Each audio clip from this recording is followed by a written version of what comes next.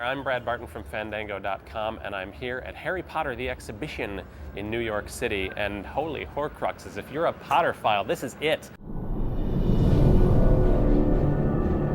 In Deathly Hallows Part 2, Neville is in full-on action hero mode. This is where you are now. One of Fandango's readers, Jake H. Brown, wrote to us actually, I would like to see a spin-off series of Neville's adventures as an adult. And I gotta say, after watching the movie, I think I agree with it. Really? Yeah.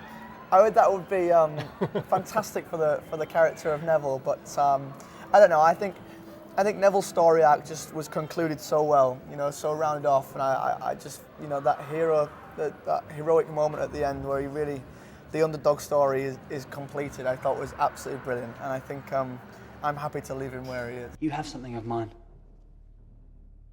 I'd like it back. What's wrong with the one you have? It's my mother's. It's powerful, but it's not the same. Doesn't quite understand me.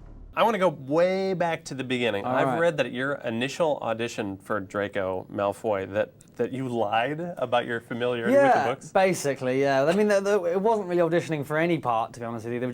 They just round up 100 kids and was just asking them which scene from the book are you most excited about seeing in the film, and I only got a couple of kids away before I realised that I don't have an answer because I hadn't read the book.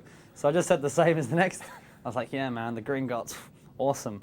And I'm pretty sure Chris Columbus saw straight through that. And he quickly interrogated me further to discover that I was talking out of my derriere, so yeah. But it could have helped me get the part of Draco, for sure.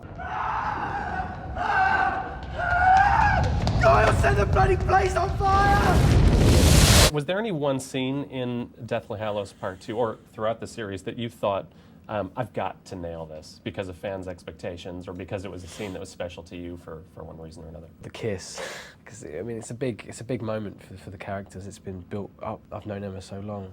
It just felt very strange to be kissing her. To make that believable, it was quite a tricky one.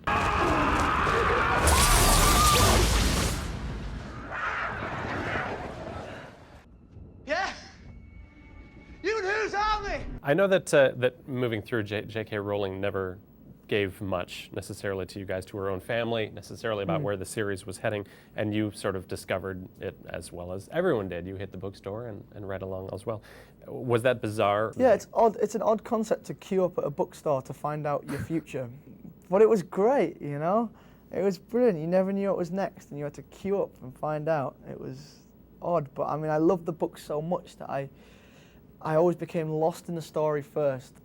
And Jo actually gave me a little indication many years ago when she just finished Deathly Hallows.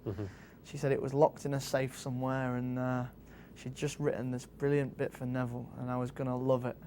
But that's all she said. Now that you've reached the end, how do you escape the orbit of Draco now moving forward? Yeah, I know that you've got other projects coming up, but this is going to be a tough one to shake. No, sure. I don't plan to shake it at all. I plan to embrace it for as long as possible. He's such a cool character. I don't want to be forgotten about playing him. I hope for the rest of my life that it's remembered. Obviously, I hope to play exciting other villainous roles as well, but Draco is kind of the start of everything for me, so I'm definitely not trying to shake it anytime soon.